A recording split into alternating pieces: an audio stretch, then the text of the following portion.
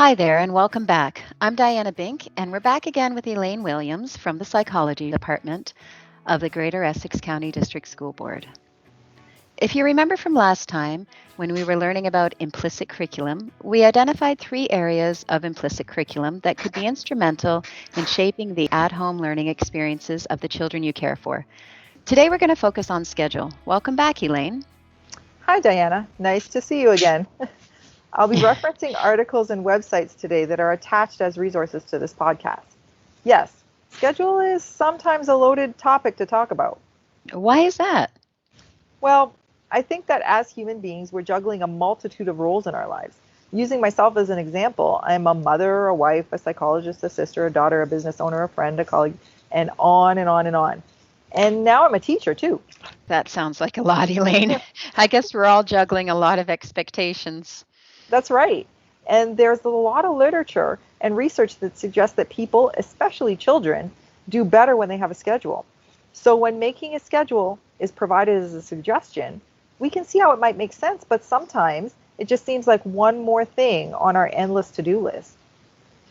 Well, maybe if it's that important, it could knock something else off the list, like, say, walking the dog. But as I'm saying that, I'm thinking, but wait, self-care is important too. And what about the poor dog? By the way, you can look at the website for a wonderful closer look at self-care and giving yourself a break. Exactly. All of these things deserve our attention, though we can work to prioritize. Adding one more thing to the pile can be daunting and can make us feel like we're missing something or not achieving everything we're supposed to do. But when it comes to scheduling, it is often a matter of spend some time in the front end to save a lot of time and pain in the back end. What do you mean? Well, for the most part, you get back the time you spend setting up and working out of the kinks of a schedule to make it a routine by avoiding spending time on other things like avoiding behavioral outbursts, talking down panicking children, and chasing around kids to get them focused. A schedule or routine can cure all of that? Sign me up. Well, no. Having a schedule in place will in no way guarantee that you won't have meltdowns or that your anxious kid is cured, but it can definitely help. How do you know? It seems like this is related to the research and literature you mentioned. Let's look at that a little closer. Absolutely. We can use it to identify the important pieces to a schedule and figure out how to create the bones of a schedule that works. According to the article by Danny Kaufman, research has reliably found that children who are provided with a predictable schedule and a secure environment are more likely to feel confident about exploring their world. Because they're interacting with and exploring their environments more, they have stronger bonds and connections to the people and environments around them. Now, although Dr. Kaufman states that routines should be established before children are 7, my opinion would be that there's no time like the present. So, what you're saying is that the kids with routines tend to be connected because they feel better about getting out there and exploring? Yep, a familiar and predictable routine means that children know what to expect from their environment. A well-made schedule helps to set clear boundaries and expectations. Children thrive on predictability and routines, even when they say they hate it. And when it comes to the tasks in the routine that they would prefer not to do, we call those non-preferred activities, they will say they hate it. But before we get into the anatomy of a schedule, let's take a minute to distinguish terms. We often use schedule and routine interchangeably, but really a schedule is the predictable order of tasks and events, while a routine is the actual process of completing the schedule on a regular basis.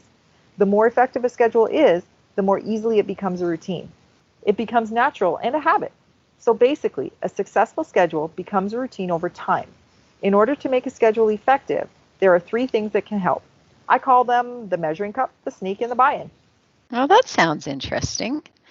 Well, really, when you hear them, it's just common sense. Okay, well, let's hear them. Okay, well, it's important when you're creating a schedule to think about the individuals, in this case children, that you're making the schedule for. For example, how long can your children focus? Oh, that's true for all of us. I guess that's why we plan breaks into meetings and seminars and such. Yep. When thinking about ability to focus, it's important to think of your children's developmental level, which may be different than their chronological age. You're referring to kids who may have learning or cognitive challenges?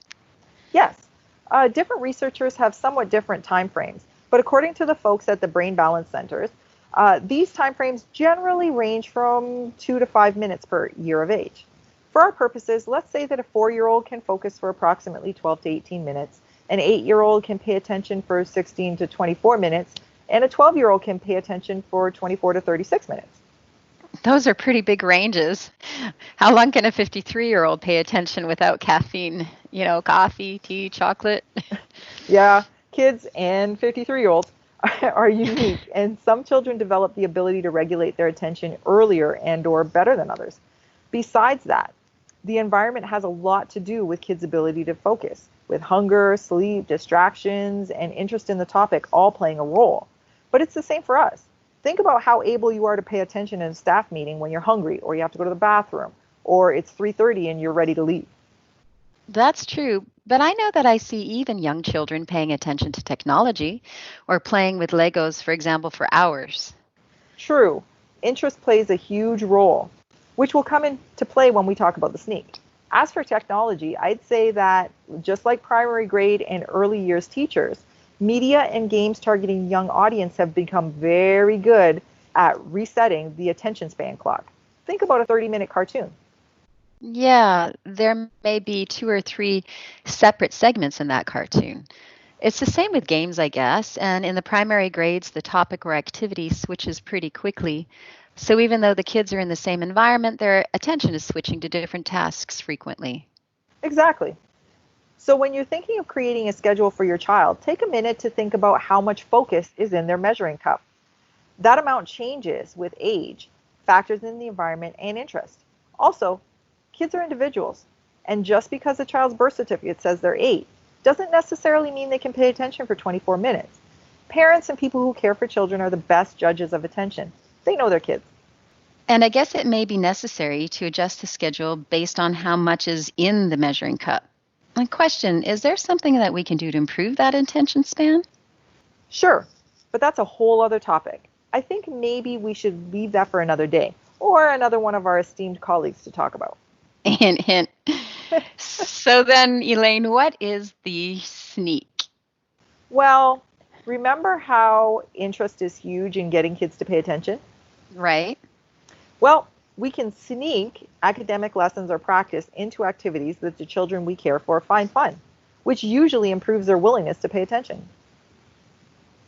That must be the theory behind video game based learning. The lessons are in a format that the kids find familiar and enjoyable.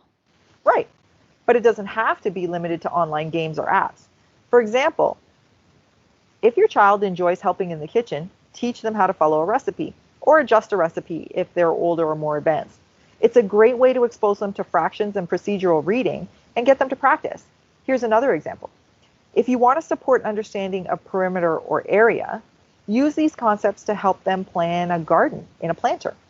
They can research how far apart the seeds they want to plant need to be and how much space they'll need, and calculate how big a planter they need or how many seeds they can fit in the container they have. So they're doing something fun and it's part of their schedule, but it's also academic practice. Right, that's the sneak. When you're making a schedule, it's important to think about your ratio of preferred or activities or subjects they enjoy to non-preferred activities. This is an individual thing. Some kids can do 2 or 3 non-preferred activities before they get a preferred activity, and some can do more or less. When kids are upset or frustrated, the number of non-preferred activities they can do goes down.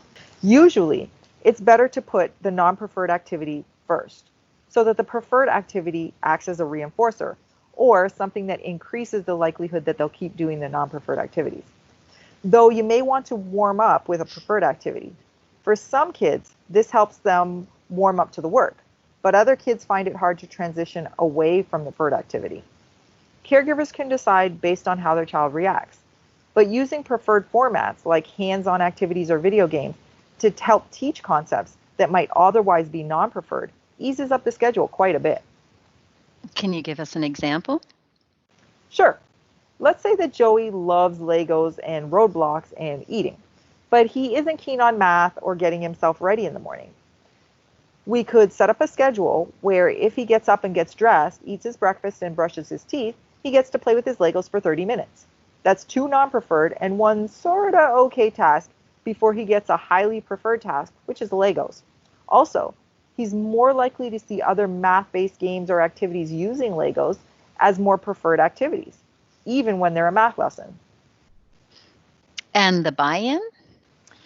Well, that's an easy one. We're all better at sticking with something that we're motivated to do or that we believe in. Typically, people are more likely to believe in something or more motivated when they had some input or control in it.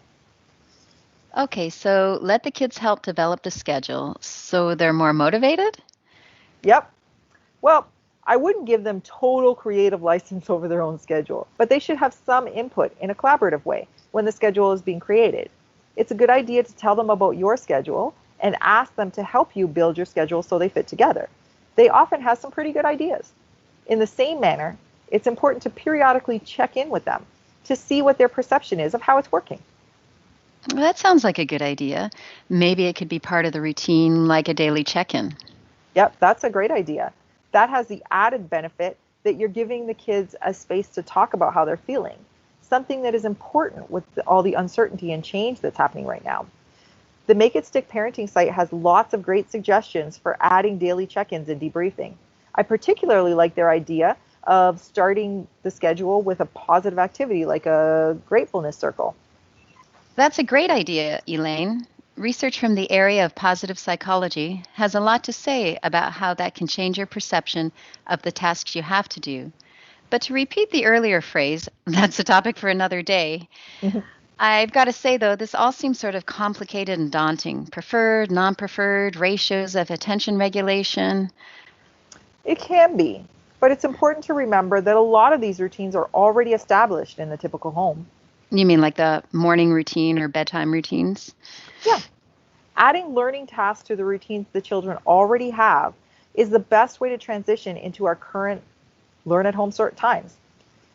And remember, the schedule doesn't have to look like a school day. It isn't school.